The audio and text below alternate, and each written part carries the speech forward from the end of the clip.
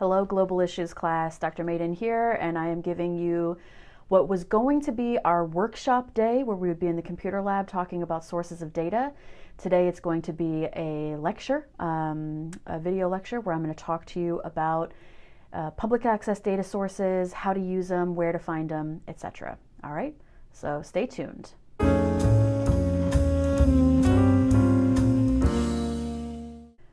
Okay, so you are not going to see my face very much in this video because what I'm going to be doing, it's kind of cumbersome for me. I'm going to be doing quite a bit of screenshotting of some of these sites and doing the best I can to walk you through them as if I was going to do it while we were in class. So you can do this a couple of ways. You can just watch this video and then go explore on your own. You could have this video on and be attempting to kind of click along as I'm going through some things with the different websites. Do it however you want, and hopefully this will be interesting to you, cool. I've done this in my 2 intro classes. Most of the sites I showed them they had never heard of, and they really did find it useful and find it interesting. So I'm hoping the same will be true for you guys, and let's just dive in here. So on Canvas, hopefully you will see on the workshop day, I'm looking at it right now, the Canvas module page, workshop day, day to day, I have already put, there's a list of websites, I have already put them there. So it's Our World in Data, UCDP, ACLID, Fragile States, NDGain, Afrobarometer, LA Pop, Asia Barometer, okay, all of them are listed there for you. So you should have no trouble going and exploring them on your own. I'm going to be flagging a couple of them for you now and showing you some of the cool features and things that they can do so that you know what you're doing with them, okay? The expectation, like I said, we're transitioning this away from, I'm sorry, you were gonna just get warm body points for showing up. This time there will be the quiz that you'll do so that I know that you watched this video. Same thing, 5-point quiz, take that after you watch the lecture video, all right? So let's start with Our World in Data. So I'm going to click to the screen now. This is the home page for Our World in Data. This is a really cool site. I like to share this with my students kind of regardless of the topic. This is not just useful for political scientists, it's for whatever your major is. This is, you can think of this as kind of like Wikipedia for academics, where you can actually start a search here, explore around. I'm going to show you in a second. Explore around and have data that you know has already been vetted by someone else, citable sources that you can use and put into a paper. So the thing that you want to know about this website is this articles link, articles by topic. And so it's going to pull down this big, lovely list of things, starting with health and going all the way down to the SDG tracker. So if you look through them, if you pull even just something like health, you go to health and it opens up a world of options, everything from life expectancy to smallpox to smoking to eradication of diseases. You can look down this list and see some of them are much larger than others. Food and agriculture is another large one, education and knowledge, energy and the environment. And so for us with our global issues class, as you're thinking about your final paper, this can be really useful, because we're going into so many of these topics. We're looking at poverty and hunger. We're looking at living conditions. We're looking at human rights, democracy, corruption, violence and war, education. We're doing all of this, climate change. So this can be a really useful place for you to go and start and look into some existing data, all right? So for example, let's go to violence and war and let's go to terrorism. So if we click on the terrorism link, it takes you to the top of the article, terrorism. It tells you who it's by. It's by Richie Hassel, Apple, Roser. And then there's the little link there below that says cite this research. You can click that and it will take you to the bottom, and there you go, a beautiful, ready to go APA format citation.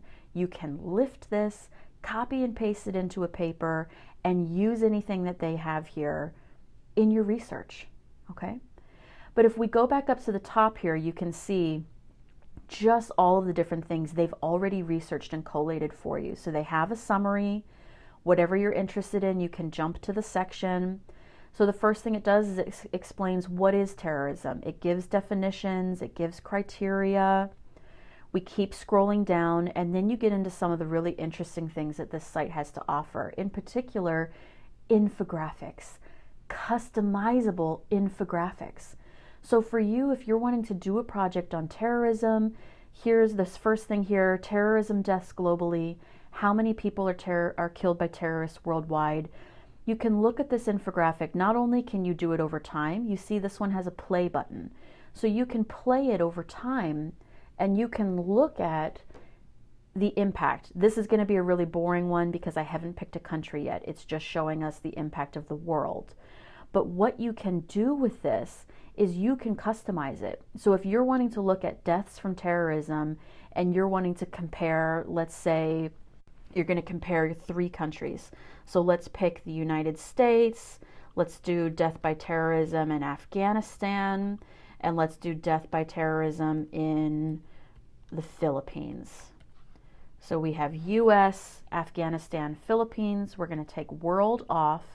You can look at it again and then look what you have. So if you're doing a 3-country case study, US, Philippines, Afghanistan, and something about it is related to deaths from terrorism, there you go.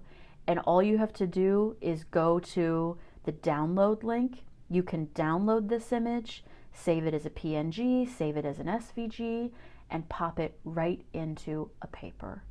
Okay, so this is just such a useful website. The students that I have shown this before like to call it the rabbit hole, right? So this, Our World in Data, is absolutely a rabbit hole site where you can just get sucked to the bottom of the hole like Alice in Wonderland and realize that you've been on it for the last hour and you've learned more about fishing than you ever expected, because that's where this hole took you to. Okay, so Our World in Data, a great place to start, a great place to get data to use in your papers. Okay, so I'm going to do a couple more here. I'm going to show you 2 sites that are dealing with conflict data, if that's going to be of interest to you. But first, we're going to do a slight pause and have a musical interlude. Okay.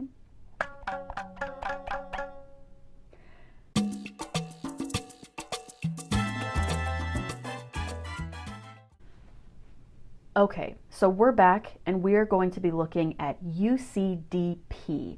This is the Uppsala Conflict Data Program.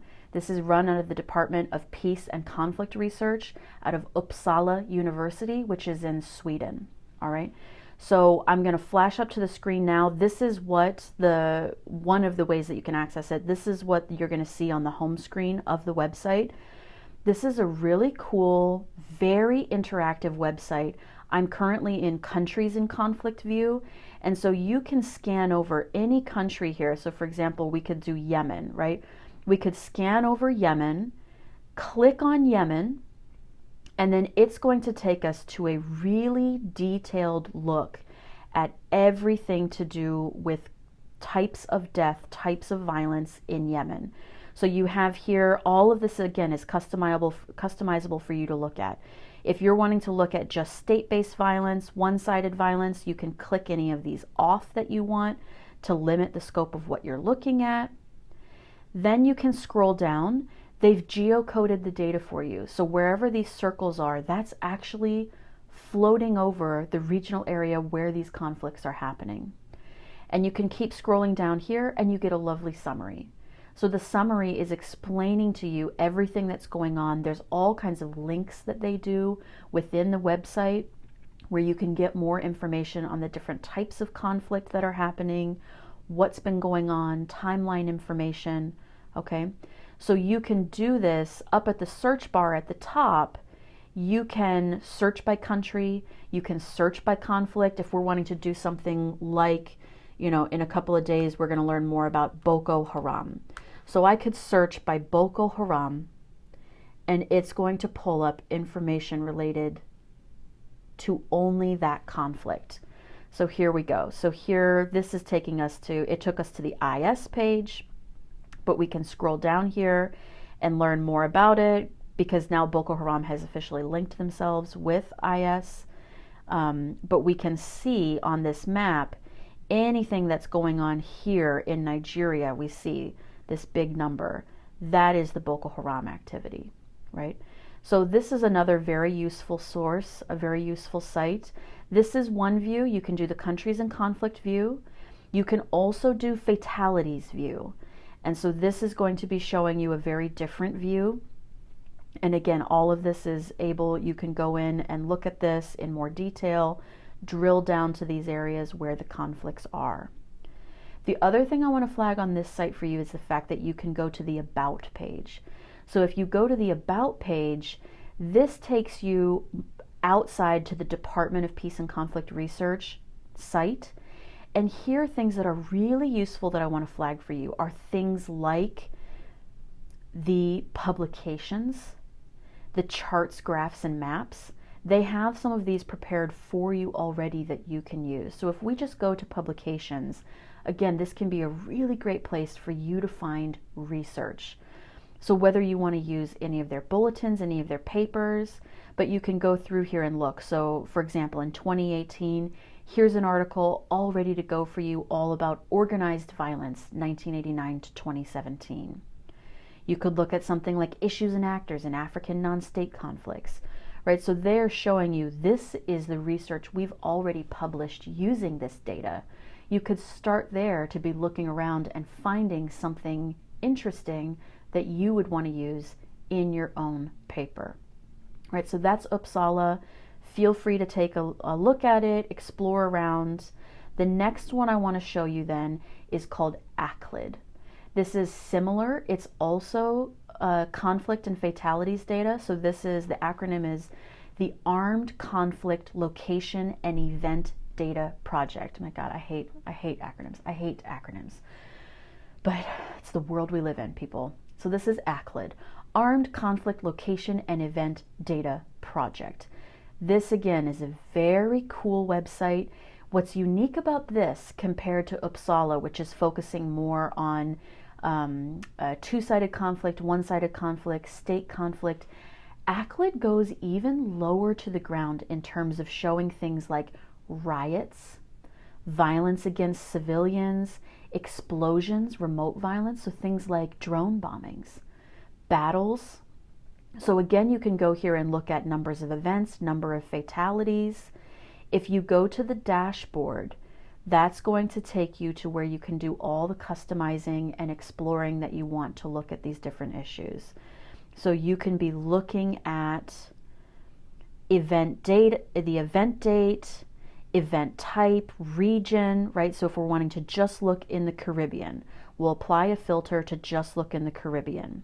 So then it's going to show us the most forms of violence happening in the Caribbean is violence against civilians, all right? So you can scroll through here and get all kinds of information. You can look at actor type, interaction, country view, right? So again, this is an interesting site where you can get lots of detailed information, geographically located information. And the other thing that's really useful here, always be looking at this with any public access data sites. Not only do you have the data page at the top, but you also have the analysis page.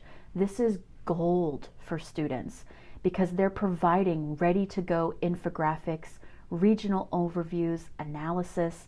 Take a look at these. Don't reinvent the wheel. Don't drive yourself crazy trying to find data. Use data that's already there. Use infographics that already exist. In your student papers, that's fine. We're just going to be happy that you're using data of some kind. Okay?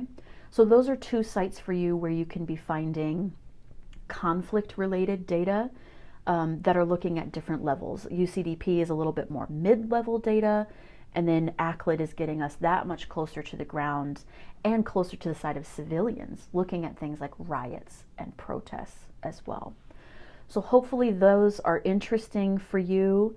We're going to take one more pause here. You can pause your video if you want, get up, move around.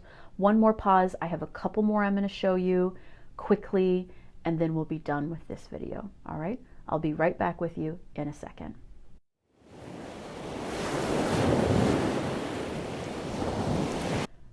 Okay, and I'm back. Just wanted to get my unicorn horn on for a minute because I'm feeling a little magical today.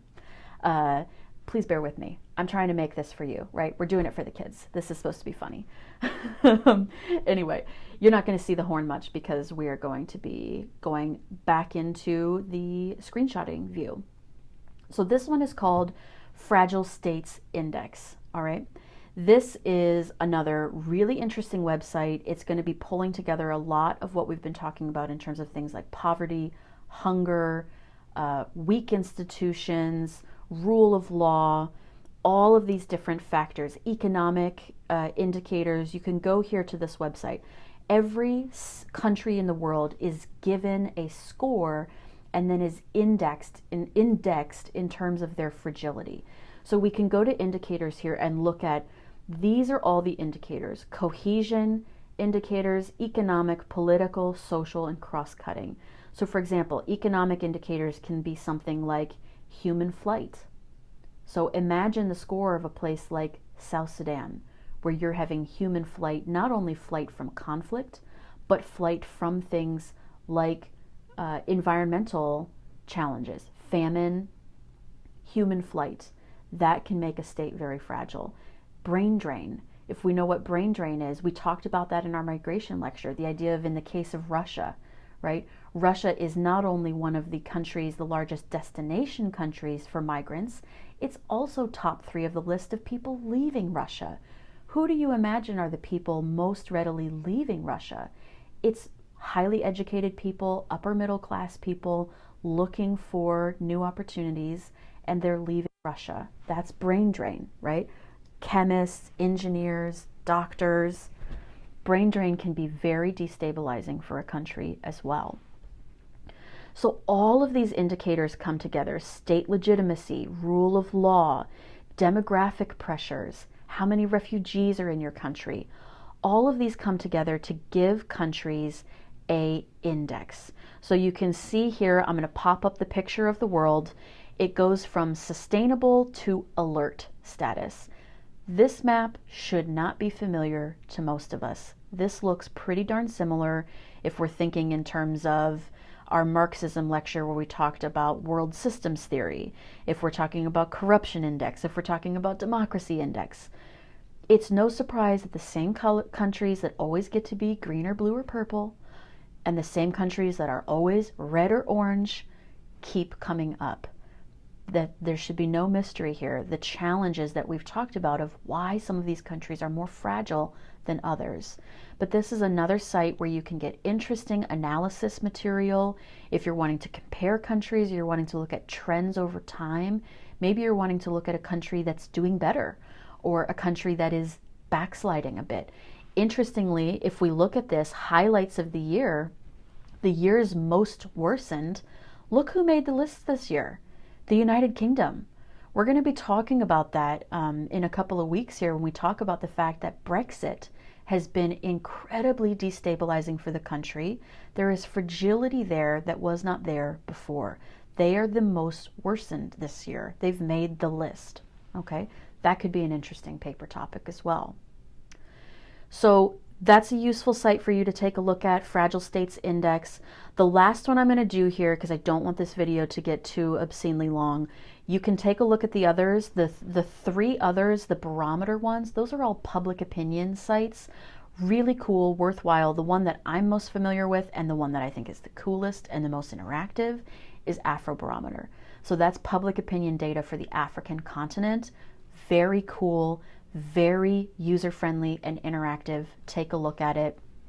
I want us to look at, though, because we're going to be having a lecture next week, you're going to be reading, watching the climate change lecture. There's also this really cool data set that actually came out of Notre Dame, which I was a part of this project, the Notre Dame Global Adaptation Index. So this is a climate change project. And what they're doing here, I'm flashing the screen up here again. This is the country index page. You can also get to the data and everything. What they're doing, very similar to the Fragile States Index, they're giving every country an index score based on their vulnerability to climate change and their readiness to adapt to climate change. So this is a really cool site where you can do country-specific information, where you're looking at how vulnerable are different countries to climate change and how ready are they to adapt to climate change. Very cool, very useful. It will dovetail very nicely with the lecture that we're going to do on climate change. If this is something that interests you, this is a cool source of data that you could be using to be looking at a single country case study and taking some kind of perspective, taking a realist perspective, a post-colonial perspective could be cool, looking at what are the challenges specific countries are facing in terms of their vulnerability and their readiness to adapt to climate change. Okay, so this is a very quick overview, quick and dirty, of several public access data sites. I hope what you find from this that's cool is the fact that these are all free. These are public access. It's almost crazy that they would make these public access for you. You don't have to pay a thing. All this data at your fingertips, right? So when you're looking at doing your final papers, look at ways to engage with this data. Look at ways of engaging the infographics, bringing that in so that you can be saying, I have numbers to back up the claims that I'm trying to make. I have facts on my side. I have statistics in my pocket that I'm going to pull out as I'm building out the paper that I'm trying to do, okay? So if you have questions, if you have comments, link down below, email me. Otherwise, you do have an assignment linked to this. Go to Canvas, go to the assignment page, take a look at it. I want you to take some time, explore these sites on your own, pick one that you find the most interesting. You can do one, you can do two, however you want to do it, but write a nice memo for me. It's a reflection memo where you're just taking the time to sit and think, how could I use this? Why is this useful? What did I find most interesting? What's cool about the site that you picked? And most importantly, how could I use this? How could I transition this into my real academic life of incorporating this type of stuff into papers? Okay, again, let me know if you have questions. I'll be very excited to see your memos and see what you do with this data and what you think of it. Let me know. Comment down below if you think this is cool, if you think this is interesting. I wish we could have done this as a workshop where we were all clicking around together, but this is life, right? So I will be back in touch soon with my next lecture. The next lecture, I believe, should be terrorism. And otherwise, have a great day.